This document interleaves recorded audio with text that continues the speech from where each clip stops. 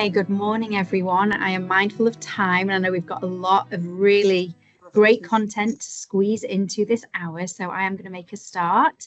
My name is Sally Waterfield. I am the Programme Director here at Smart Families, and I have the honour of being the one who hosts these webinars. So I'm really grateful that everybody has carved out this hour of their morning. I know, especially in December, things are getting busy, but we really felt like peer pressure was going to be an excellent topic to share with you all, as we are, as parents, beginning to think about gifting, or maybe you're hearing more of these conversations of the things that children and your children are requesting from you. So a little bit about myself, if people have not seen me or seen me at school before. So I'm so happy that I'm the person who gets to come to lots of our Smart Family School campuses and interact with the students, also the teachers.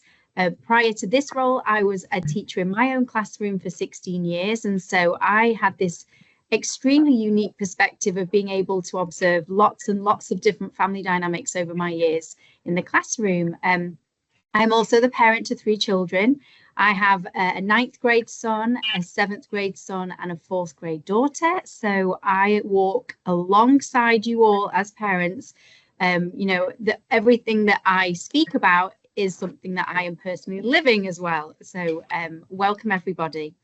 So this is also going to be recorded.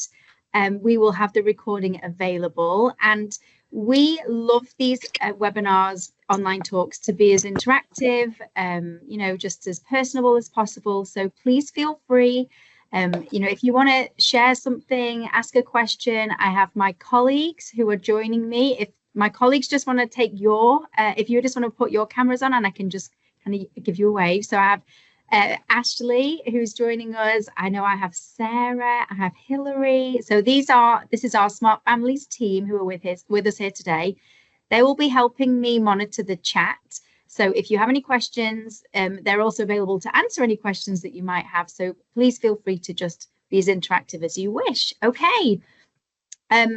So this is an extra special online talk because we are joined by our incredible and very courageous teenager, Melanie, who is a current high schooler. I'm going to just walk through a few of the slides which have been taken from our newsletter, which has just been released about peer pressure. And then Melanie and I are going to have just a really great conversation.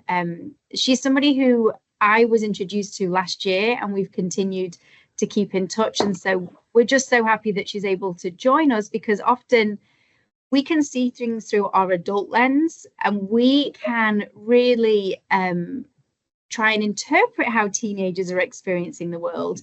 But there's something incredibly powerful about having an adolescent, a teenager, who's able to speak and share and really advocate for what it feels like to be a teenager in this world and how peer pressure really feels for her. So I'm going to run through some of our slides. Melanie and I will have a little talk, and then we'll just conclude the online talk with just some, useful strategies and just some things that we can walk away and help hopefully implement with our family. Okay, so I'm going to start by sharing my screen, and I'm going to bring up my presentation. Okay, so, and I'm going to start from, and I just want to confirm if people are able to say, can you see my screen?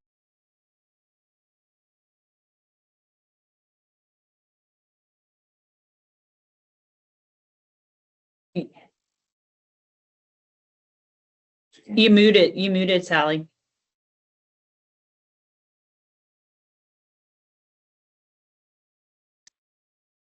There we go. Am I back? Thank you. You're back and we can see it. Don't know how I did that. From here. Okay, so this was just a graphic that I came across when I was kind of researching about peer pressure, and just a super fun graphic that we always like to include.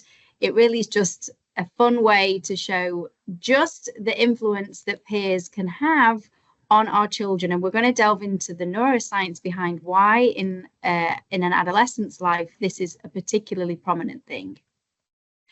So many of you who've seen me present before will always notice that I am very intentional at really highlighting positives and negatives of any of the things that I talk about, you know, whether it is to do with social media or maybe technology.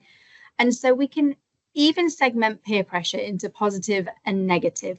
Not all peer pressure, although it has a very initial kind of negative connotation, there are elements of ways we see positive peer pressure. Now, I want to pause here and I just want to share from a Smart Families perspective, you know, as our program has grown and we've become more integrated into your school communities, it has been so incredible to see this positive peer pressure happening in real time. So we see the pledge numbers, the parents who pledge to delay smartphones and social media. We see we hear the conversations that are happening. We see the events that are taking place on campuses. And what we've really noticed, and what's, you know, I'm just so proud to feed back to you all, is we are noticing a real change happening. I speak a lot with the students, and I've had these incredible conversations with students who have, you know, come to me after the presentation and said, I don't want to be part of this big tech experiment. I have decided that I don't want to have social media. Or I've had groups of girls who came to me afterwards and said, I have decided that I want to better manage my time on social media. We are going to be giving each other our screen time passwords within their friendship groups. And so other girls have heard this. It's really been incredible to watch. And so this positive peer pressure is happening.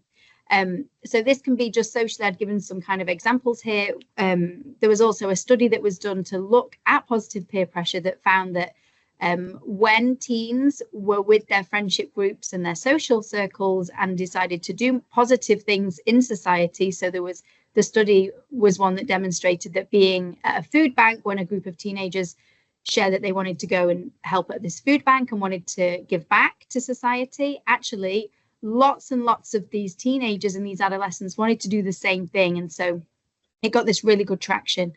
And then we have this negative peer pressure, which is the one that we hear a lot about. Parents, you probably resonate a little bit with this one, especially with children coming home and sharing that they want to have a smartphone, or they want to have this app, or, you know, they want to be on this kind of platform.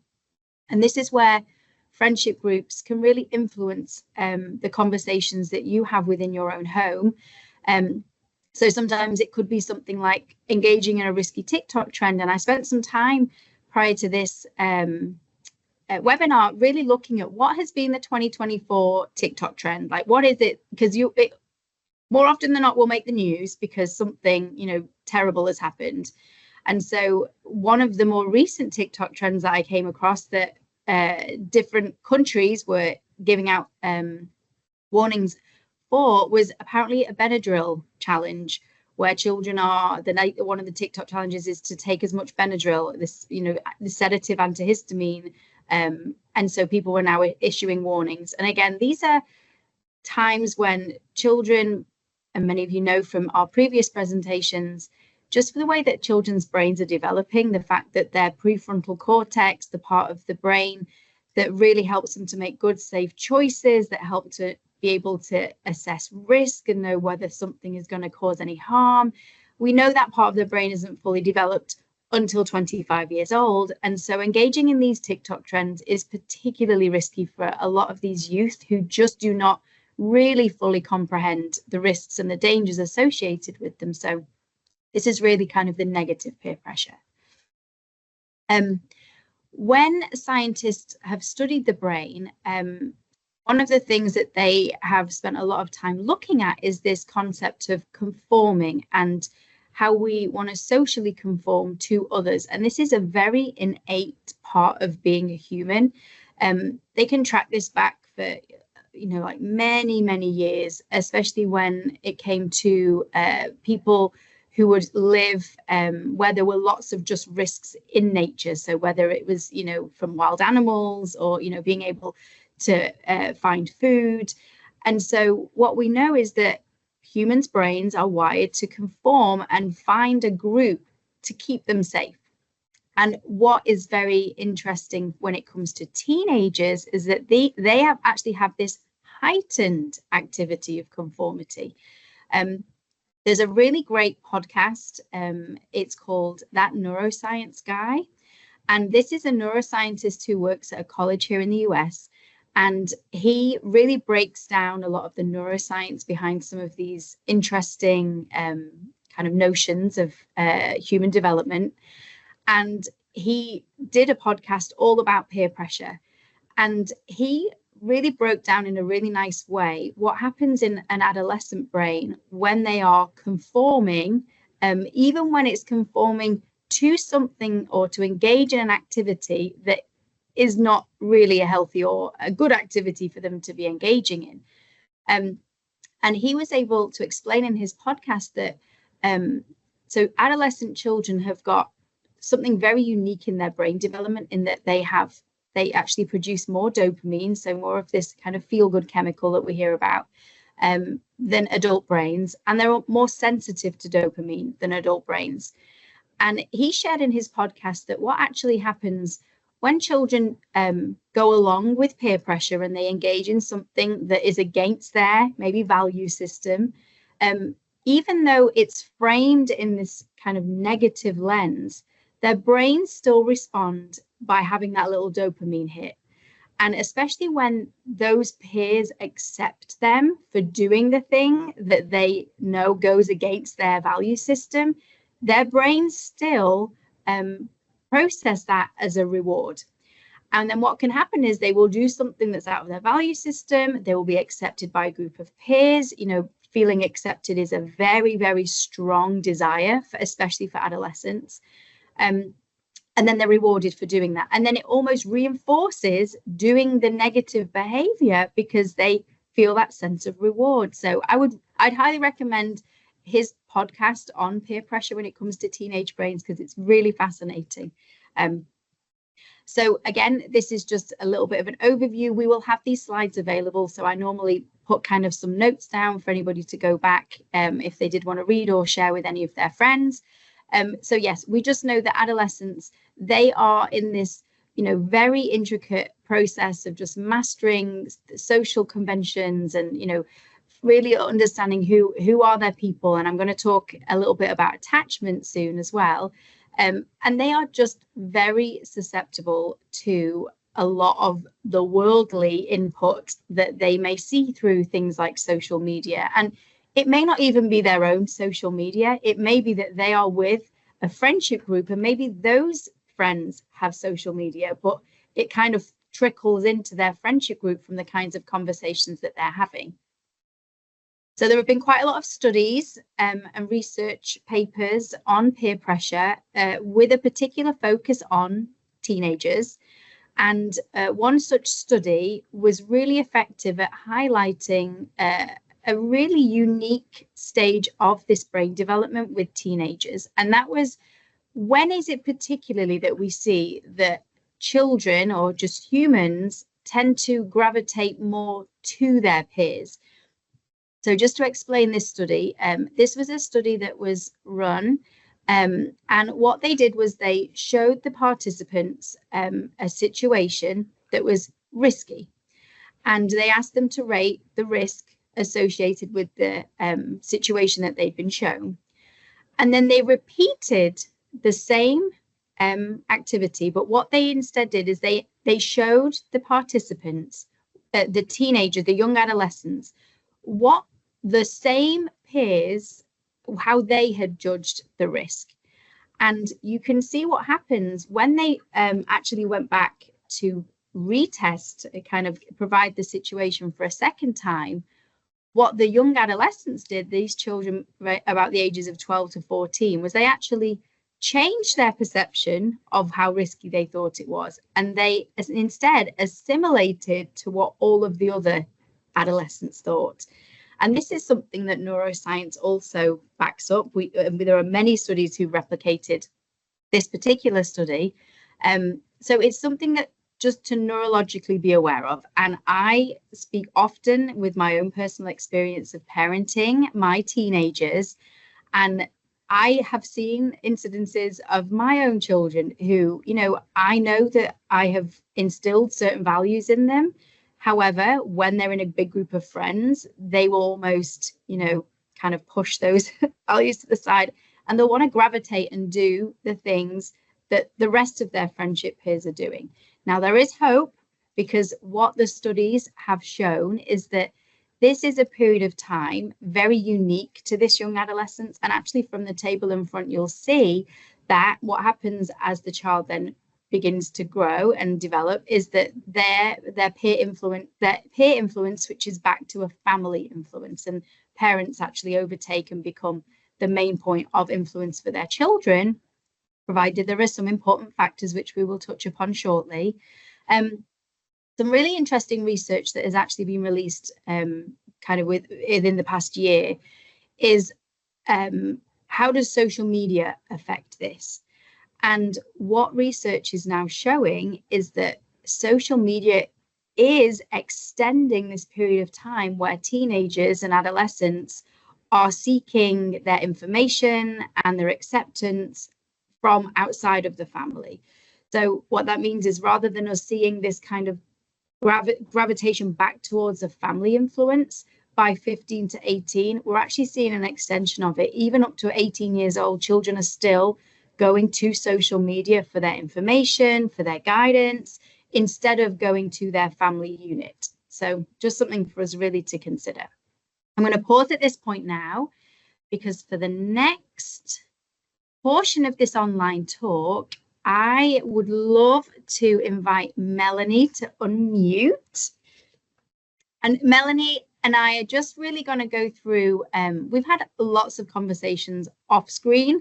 And so Melanie and I are just really going to go back into with some of kind of her experiences. And again, if you hear anything that Melanie talks, and it makes me think all the things, because I'm like, oh, how am I doing this, or what am I doing as a parent? So I just really invite you to listen with an open heart, just listen to her personal experience, because it really has had such a profound impact on me and how I really want to parent my children. And so we are very grateful for you to join us. And Melanie's here before school starts, so we're even more appreciative. So Melanie, would you just start by giving us just a little short introduction about who you are?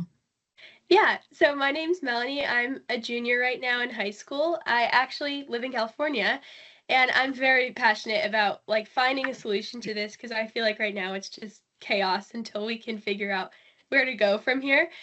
During my freshman year, I gave a speech about the dangers of smartphones to my freshman class, and since then my interest has only grown.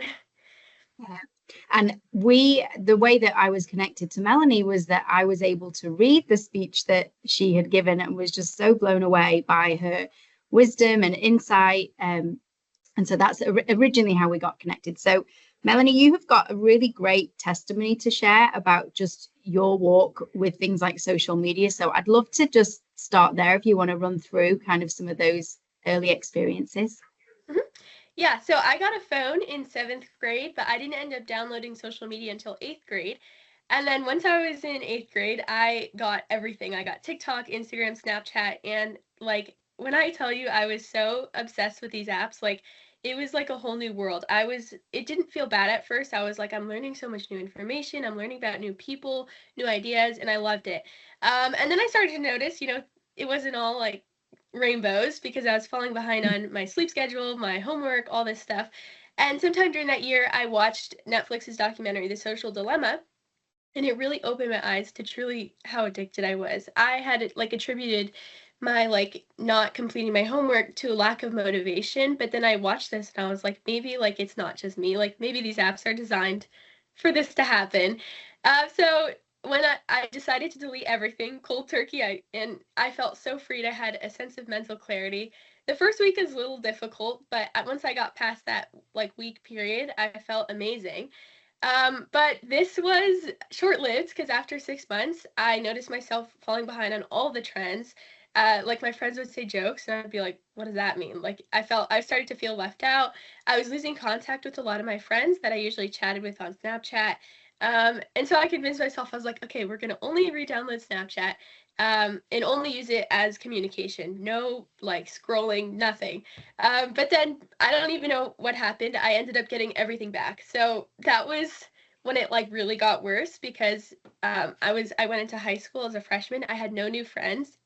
I was so desperate for like acceptance from anyone, including social media. I stopped reading. I slept less. I was compromising my health. I'm usually very into fitness, but I was not working out, like nothing. And then after a particularly bad night of scrolling, I hit like 4 hours of continuous scrolling. I sat down to do my homework. I checked my phone for notification. And then it was like I lost consciousness. I looked out, it was dark outside, and I didn't do any of my homework. I didn't study, I didn't take a shower, I didn't even eat dinner. So I was like, okay, we need to delete everything again. And since then, I've been quote unquote clean of social media for 2.5 years. But just because of my experience, I'm only going to talk on like things that adolescents may face, but I'm sure parents can relate to this too, because you guys are struggling with this too. And so when Melanie and I have spoken, I hear her testimony and I think, oh gosh, like how long have I ever spent, scrolling on? And when was it that I had told myself I was going to make dinner for my kids and, but sat down and ended up losing an hour of my day because, I was also in this loop of looking at videos. So it's just a really interesting parallel to note that, you might hear a teenager's experience, but you may be listening to Melanie and like I did think I can recognize a lot of this in my own use of technology. So it's a really, really interesting parallel to note. And one of the things that Melanie said was, I had a conversation recently in one of our schools, and a middle school student said, well, I have Snapchat, but I only use it for filters. Like, so, is that okay? Because I only use it for this, and kind of what Melanie shared, it can be extremely tempting, with this underdeveloped prefrontal cortex, which is also where our executive function skills are. That is the part of our brain that helps us to manage our time and stay organized. And, these apps are designed not just to keep them in like segmented in one little space. Once you're in, you're kind of in the party, and then you're more tempted to go into all of these different places. So, sometimes I will even hear teenagers will kind of rationalize with me why, well, I only do this on there. Whereas Melanie very beautifully and eloquently shares, it's not only a matter of time before a curious brain starts to think, oh, well, I want to go and see what this section is, or what is this part of this app. So thank you, Melanie. So this webinar is really focusing on peer pressure, and I spoke a little bit about negative peer pressure. So I'm curious if you can share, are there any times when you yourself have experienced negative peer pressure as a teenager? Mm-hmm. Yeah, I think the most pressure, like peer pressure I've seen, is to get apps like Snapchat, just because that's like where everyone texts. It's like if you don't have Snapchat, you're kind of out of the loop with like what all your friends are doing. And the other thing is to get Instagram as well. But as harsh as it sounds, like texting on iMessage is kind of like social suicide at this age. When you get like a little older, like college kids stop using Snapchat for the most part. But like in high school, if someone is like, oh, like I like your vibe, like they're not going to say, can I have your number? They're going to say like, what's your Snap? And so it's kind of like embarrassing to be like, oh, I don't have Snapchat, because it just feels like you're so like out of the like social bubble. So and while using these apps is good because it can connect you with your friends, that's only like 10% of the time. Only 10% of the time was I talking with my friends and having meaningful conversations. And the other 90% of the time, I was just aimlessly scrolling through feeds. So I think it's important to recognize that, like, yes, it's a little bit of a trade-off if you decide not to get these apps, but I think the like pros outweigh the cons like a million times over. I think one of our strongest messages that we are really spreading across our Smart Families community is challenging this idea that kids have to have Snapchat to communicate. There is this kind of stigma against iMessage or other ways of messaging. And so one of our strongest voices from when we go in within schools is to say, you do not have to use, like, there is no rule that people have to use Snapchat. And so we're hoping that as we really distribute this education across the schools, that this that peer pressure to be on Snapchat is something that's just going to be diminished. Like, kids will realize there are so many other ways to communicate with each other, even just picking up the phone and speaking to somebody, which is kind of dying out now. But young people would prefer just to text each other or send each other a snap. So we're definitely hearing what Melanie shares, and we want to challenge that within the current culture and see if that's the kind of pivot away that we can really encourage. So you mentioned social media. What in particular is peer pressure like with social media? And can you share any ways that social media has negatively influenced you or your friendship group? Mhm. I think the reason social media is such like a big source of peer pressure is because it's so subtle. Like so a lot of times I'll have thoughts and it'll feel like it's thoughts from my own brain and then I'll think like where did I even get that notion that doing this was like embarrassing or not acceptable? And then I'm like, "Oh, from TikTok." So it's really easy to like play it off and be like, "No, this is just like a lack of confidence on my part." But a lot of these ideas that you're getting are coming from social media and actually less so from my friends, just what's considered the norm in general online. So like for instance, there's this trend right now where people will like be like, get ready with me, do my makeup while I tell you about the top 10 things I hate. And I remember seeing this girl saying like, I hate these like know-it-alls that always raise their hand in class just to like act like they're so smart and stuff. And I am still so insecure about raising my hand in class because I don't want to seem like this person that's like a know-it-all. And it's with seemingly minuscule comments like this can compound in a teen's brain. If you're watching like 100 to 200 videos a day, think about how much information is being like implanted in your brain. And it's just like exponential and it can lead to like some pretty bad social anxiety when all you think is of these negative things you're hearing from people. And also like think about back, I don't know like what era this is, but like back then, like if you wanted to share some information, it better be some good information because you either had to have a publisher to, get this printed, or you'd have to have a blog with like a considerable amount of followers to share this. But now if I want to say like elephants are pink, I can go on TikTok and I can use the popular sound and the popular hashtags. And maybe if I have a little bit of followers, people are going to hear my opinion and it's so much easier to get it across. So, all these like things that are not helpful to society are being shared just because they can. And then another peer pressure issue I see a lot is consumerism. Since deleting these apps, I've had such like less pressure to like buy all the new makeup products and stuff. These apps are built to make money for brands, and I think they're particularly good at getting children to buy these products because children are the ones that want to feel accepted. And so by pushing a product that says like, if you buy this, we're going to fix your body image issues and we're going to make you feel accepted in society, like they're all on it. Like I'm sure you guys have seen this with Stanley Cups and Prime energy drinks, Sephora Kids, all that stuff. But I think it's particularly skewed towards girls because they usually target like issues that you have with how your body looks, or they'll sell a product that will try like fix these insecurities. And so I, in my presentation with students, will share with them. So earlier this year, I went to go and speak to a lady who was working at Sephora, and she was overseeing all of the skincare ranges across all of the stores in Houston.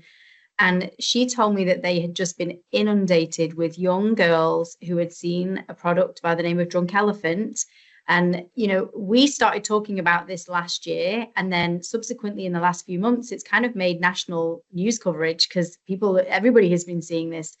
And she had just told me how, as somebody for Sephora, how helpless she felt by all of these young girls buying products that were not designed for them. And they were getting chemical burns on their skin.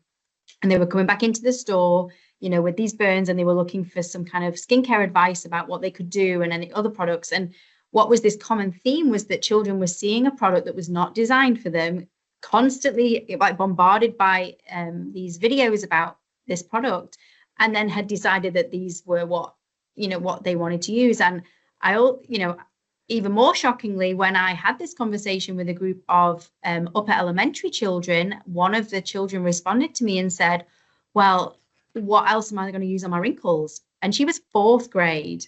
And so I was just really astounded that even that terminology had reached that young of an age. And it was just from the videos that she was seeing and what she was kind of consuming. And especially we think about algorithms and how algorithms are going to constantly be analyzing how long somebody's looking at a certain particular content. And so if they're seeing these negative body image videos, an algorithm, unfortunately, is going to learn to keep sending them those kinds of videos. And so what actually happens is their content and their viewing gets streamlined into seeing the same thing over and over again. And that's where we see these children who really struggle with, their value and their selves and their body image, because they're constantly seeing content that's been, an algorithm is choosing for them. So just a really interesting point to land on. So we've talked a little bit about the negative, and I'm a big advocate for also shining some light on positive. So what about positive peer pressure? Is that something that you have experience of, and have you been able to help others resist more negative peer pressure? Yeah, I think we need to bring back like smartphones having kind of this like disrespectful negative connotation, because nowadays, if you go, like you were saying, like if you go into an elevator and everyone's on their phone, you're not going to stand and like stare at the wall. You're going to go on your phone too, even if you have nothing to do on it, even if you're just looking on like the weather app, you're going to go on your phone because you feel pressured by others to go on your phone. So I think the only way we can kind of like slow this is to like make it a new social norm to limit smartphone usage. Like, let's bring back no phones at the dinner table. Let's bring back, like when you're talking to someone, not even just like glancing at your phone. I think if we can do that, we can kind of change the peer pressure. Instead of to get on your phone, it's like, get off your phone. You're with someone. For instance, like I gave that speech about social media, and 3 of my classmates deleted their social media, which doesn't sound like a lot, but like in this age, like I feel like that's a big deal to me. And I actually checked on them and I was like, are you still like going strong junior year?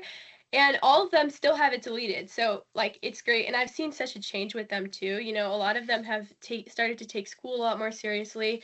One of the girls tried out for a sports team, which I never would have thought she would have. So yeah.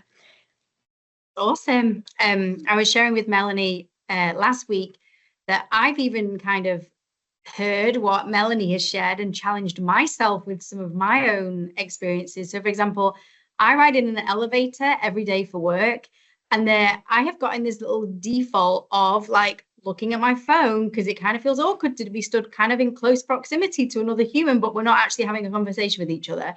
And so I've started to notice everybody does it. And I'm not doing anything meaningful. I'm just using it as a distraction. So now I've challenged myself, no phones in an elevator. Like I stand awkwardly and embrace, like I'm going to stand near a human being and not have to look at a screen just to offset that kind of feeling. So maybe that'll be my peer pressure legacy. I'll get everybody to stop their cell phones in elevators. But again, it was a really striking way to me realizing when I heard Melanie share, just let's make this new social norm that if you're in the presence of another human, that you're not looking at a screen. I was like, oh, I recognize there are times when I do that. So back to some of the risky behavior. So are there any ways you've seen risky behavior encouraged online that can actively promote kind of this peer pressure so that children want to engage with it? Mm-hmm. I think because you can casually post anything online, like, especially like risky behaviors like vaping or drinking or speeding. I've actually seen a lot of speeding videos too. Kids become so desensitized to it, like if you see vaping online, even if you don't believe in vaping and you don't stand for that, if someone offers you a vape, it's not going to be that big of a deal because you've already seen it so much. It's easy to become pretty like jaded with these things and be like, oh, it's not that big of a deal. A lot of like people that I wouldn't expect to see like doing these things, I see, and then I'm like, oh, well, they're not a bad person. And so it makes me think like that what they're doing is not wrong, just because I know the person personally, or I see these people on social media and I overall like their social media presence. So this becomes an issue when the child is offered something like a vape and it's like, oh, what's the big deal? Not necessarily that it's not bad for them. They probably know that, but they're so used to seeing it that it doesn't seem that like significant anymore. Mm-hmm. Yeah, totally understand. So I know we have probably a lot of parents who are on the call today and are listening to what you're saying. And so I would love to get your insight. How has parental involvement really helped you counter this social media trap? Mm-hmm. I think so for me, because I had social media, I'm sure you guys have too, but like you get stuck in these loops where you're just like scrolling. It's almost like you're like a zombie, like you're just not there. And so I would feel so guilty for wasting this like precious time after school, and then to drown these feelings of guilt, guess what I would do? I would scroll more just to like block out those feelings. And so oftentimes this loop could only be broken by like a real human interaction. Like I remember one time I was just like stuck, like I was just sitting in my chair and I was like, I cannot, like I was like in a dysfunction loop. Like I could not get up, I couldn't start my homework. And then my dad walks in and he's like, we're getting ice cream. Do you want to come? And I was out. Like I freed. I was like, yes. I put my phone down. We got ice cream. And when I got back, I finally was able to start my homework. So I think it's so important to check in on your kids in their room. Like if you haven't seen them in a while, they're unusually quiet in their room. Go check. They might be stuck on social media. Even if they're like, no, get out. Like leave me alone in my room. Like sometimes you can just catch them at the right time and really help them out. And then for younger children, if you haven't given them social media, but maybe they watch a lot of TV, like take them outside. I think we forget what real entertainment feels like. When I was younger, me and my brothers would go outside. We'd go climb trees. We'd play in the mud. We'd swim. These were the most precious years of my life. I thank my mom so much because I didn't even know it was an option when I got home to like go watch TV, you know? That was just never an option to me, so it didn't even cross my mind that I was missing out on something like that. And instead I was just really present in the moment. But my sister, who's 10 years old, I'm 16, there's such a big age gap that when we get home from school, she doesn't have anyone to play with. I'm either at like basketball practice or I'm studying. And so instead what she would do is she'd turn on the TV and she'd watch her iCarly or Henry Danger, all those shows. But last year my mom was like, this is too much. Like you were becoming a Netflix zombie. So she took away the TV during the school week and she was like, I will literally pay you. Just go play outside with her for like an hour after school.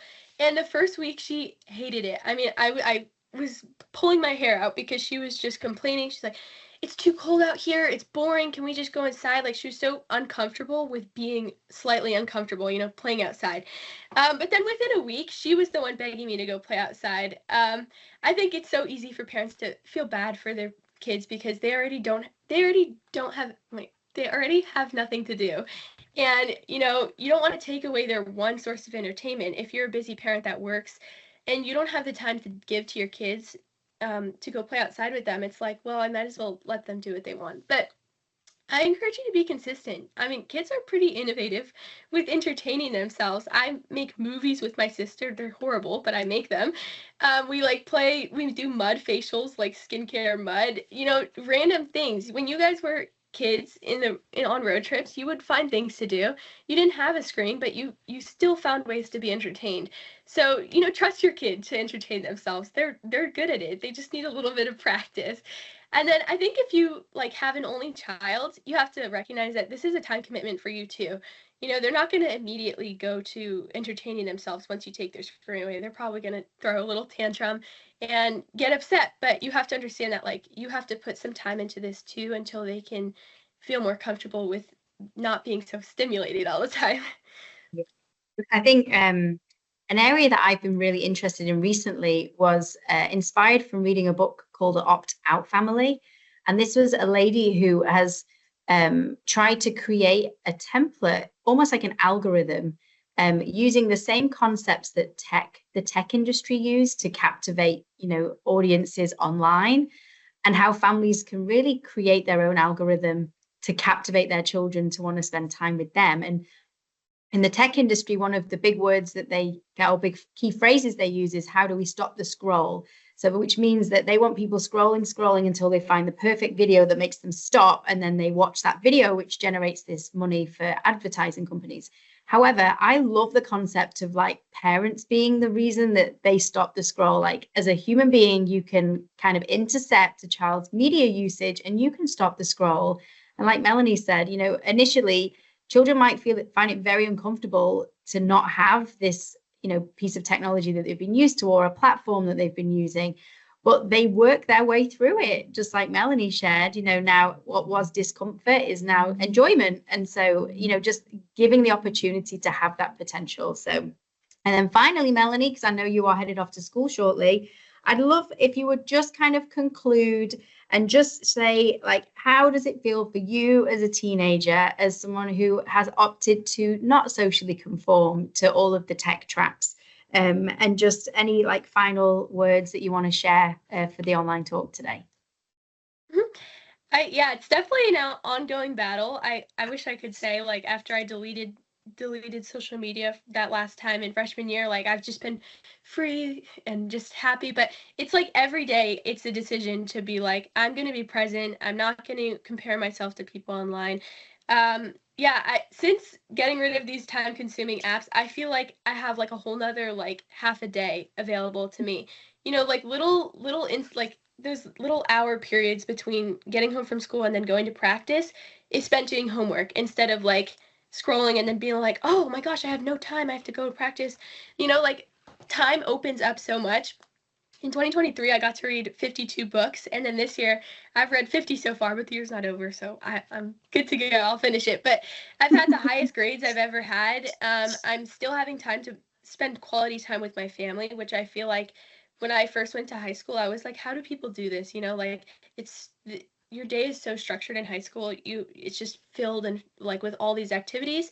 But now I feel like I actually do have time. Like on the weekends, sometimes after school, I'll get to go out with them, and it's so nice. So parents, I understand that making this decision is bound to cause disagreements. I can make you a bet that you're going to get in an argument over this probably, but I think you need to remind yourself that this is for their well-being, and they're not able to see the future. They're seeing like what they want now instead of, you know, what's actually going to satisfy this like dopamine satisfaction loop thing. So yeah, just like trust your judgment. You know, it's so easy to feel bad for them because this is just such a different age. But you know, as much as we don't know a lot about this, this is the one thing we know, and it's to stay off social media, especially during these years. Amazing. Well, thank you so much, Melanie. You are just so inspiring. I think there's just this misconception that all teenagers want to, you know, buy into social media and buy into, you know, having all of the platforms and, you know, and so you are such a breath of fresh air. And I think just it's so important for us to give you a voice because we know there are many, many other people who feel the same way that you do. And that's what we're so excited at Smart Families is to really like find more of you and give you that platform to be able to say, you know, your life has only been infinitely enhanced by taking all of this manipulative technology away. And so parents, I hope you have just really heard and all of the incredible things that Melanie shares. And one of the things that we do is we also, you know, part of our program is that we ask parents to pledge. So, I mean, I think there's nothing more convicting than hearing that incredible testimony. And if, you know, you have just been on the fence and thinking, you know, I'm not really sure, you know, peer pressure feels too difficult or, you know, there's too much of an influence coming from the friendship group. I really hope you would hear what Melanie has to share today and just, you know, like, please go on our website, pull up our pledge, you know, choose to really support your family and help, you know, grow these healthy children who have healthy relationships with technology. Because I know, I'm sure, Melanie, it's not a case that you just don't use any technology whatsoever. It's just that totally. No, I still use it, just in healthy ways. Yes. And so it's just for having that, just be really able to find the healthiest ways, which are going to set them all up for the future. And I mean, such wise words that children think in the here and now. And as parents, we're having to think about the future. What is it, you know, ahead that we need them to be skillful or be able to master. So thank you so much, Melanie. And I'm going to jump back into the presentation just for the last 10 minutes. I'm going to let Melanie go off to school, but thank you so much. We appreciate you so much at Smart Families, Melanie. Thank you. Thank you for having me. You're welcome. Okay, so I just want to finish and conclude the webinar today by just walking through a few little practical points for people to leave with today. And then we will have some time for questions and I will remind people, we run this again at the end. So if you've just been so, you know, like struck by Melanie, we actually have a recording of her that we're going to do because the basketball team that she mentioned is in a final tonight. So they made it through. So Melanie won't be, unfortunately, there live, but her and I have recorded our presentation. So we'll be able to play that too. Okay, I'm going to share back on here. I just want to make sure you can all see. So one of the things that I hear a lot about, and I've had many, many discussions with a lot of people, is this idea of attachment. And attachment is really, if we think of peer pressure as this onion and it's got all of these layers, when we peel it all away, at the very center is this need for attachment. And there are some very well-known researchers and psychologists and neuroscientists who study attachment, and especially when they look at that through the lens of technology and social media. So on the screen here, you will see a pyramid, and this is a really kind of profound concept when it comes to attachment. And so at the very bottom, you will see that the biggest need that a child has is this secure attachment. And that is the need to attach to a caregiver. Above that, what you'll see is this individualization. This is the next kind of developmental phase that a child goes through. And what happens in individualization is the child learns everything that they've found and everything that they've learned about secure attachment, they use to begin to individualize. And so what individualization means is they almost create this blueprint to learn about who they're going to be in the world. And then what happens finally is they go out into the world, and that's socialization. This is when they go out and they start interacting with peers. And so for many, many years, this has been this developmental process that researchers have known about. But what has happened just with culture is that there has been a little bit of a flip between the two portions of the top of the pyramid. So the individualization has been switched out, and socialization has been the developmental phase that children are introduced to sooner. So what this means is often parents, as their children are growing up, will have like a very strong emphasis on things like play dates and getting the kids together. And, you know, we live in a world now where often we have two working parents. And so children go into settings where they are around lots of children from earlier than they historically have been before. And so what can happen is that children actually start to be influenced by their friends through this early experience of socialization far earlier than they typically would have been in the past. And it's having an impact on who the children are attaching to.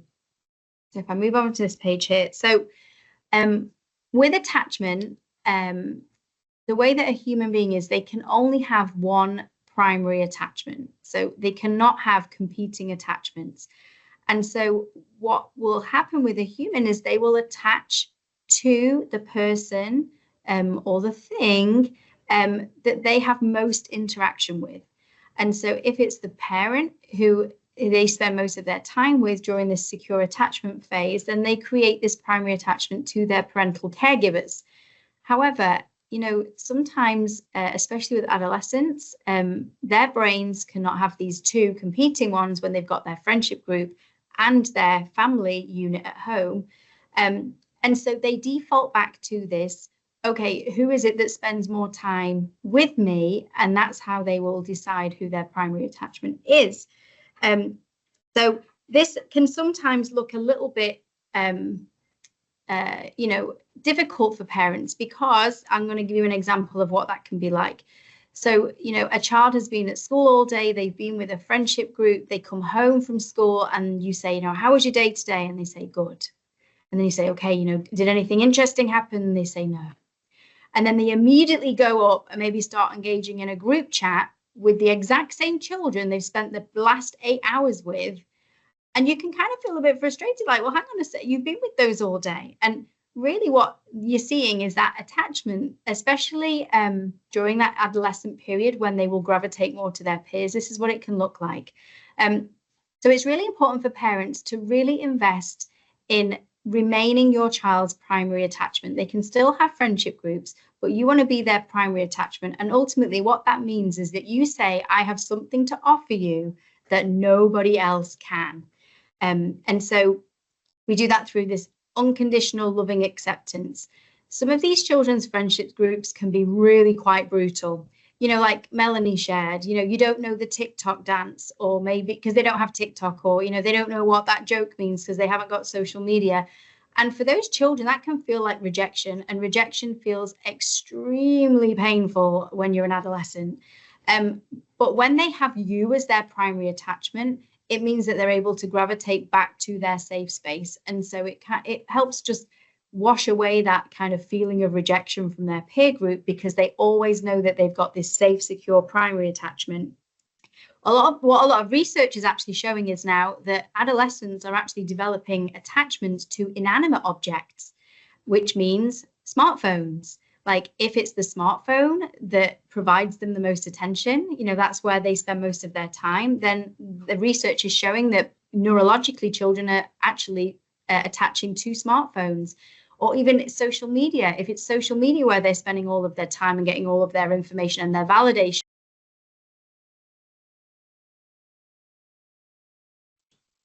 So the next thing I want to consider is just showing up. So this notion of individualization, which I explained. So typically around 1.5 years old, if any of you have walked through having a toddler, you will have heard that infamous no. And that is a sign that the child is in this phase of individualization. They are learning that they are a separate entity, they are separate from their parent, and they want to voice their own thoughts and opinions. And so they say no. Well, adolescents go through another season of individualization when they are teenagers, and it just sounds way more sophisticated than a toddler saying no. And that can feel like them not wanting to talk to you, or them, you know, rejecting you. And as parents, it can be really hard not to internalize that rejection, and then, you know, kind of think, well, you know, they want to be with their friends, so I'm just going to let them be with their friends. It's really important, again, as I said, to consider this primary attachment. You know, friends are going to change, you know, they're going to walk through their life, you know, maybe relationships will end, their jobs will end, there will be things that will end in their lives, but you are their constant. And there's this misconception that when children get to this adolescent period that, you know, we should lean out, and they will encourage you to lean out. You know, they will want to spend more time with their friends. They will, you know, they will be less engaging in conversations with you. However, I really strongly believe that especially the adolescent period is a time when we lean in, even if they try and reject and say no. You know, even at 16 years old, they still only have 50% of their prefrontal cortex. And so they're going to be walking through experiences with friendship groups, and they don't know how to, you know, even spot the risk, you know, how to offset the risk. They are going to need you, even if they tell you they don't need you. And remember, I always share this from my own parenting heart. I have a 14-year-old son who, you know, if he could, he would have not, you know, he wants to try and be with his peers, but I actively work to show up to him so that if anything happens, he knows he always has that safe space. And then finally, this notion of discussing family values. If we have already been to your school and we have done a family code workshop, you will know exactly what this component is. If we have not been to your school yet and you have a family code schedule, you are in for a treat, because it's one of our favorite things that we do. And that is that when parents are very intentional at sharing their family values with their children, research and science tells us having that foundation about their family values, it actually works to offset peer pressure. And so when a child is faced with something, maybe they're being pressured into engaging in something risky, when a child knows and is secure in their family values, it acts as almost like this little buffer that makes them stop and think, hang on, this is against the family values. We've had this conversation at home. We've talked, we've had these preemptive conversations.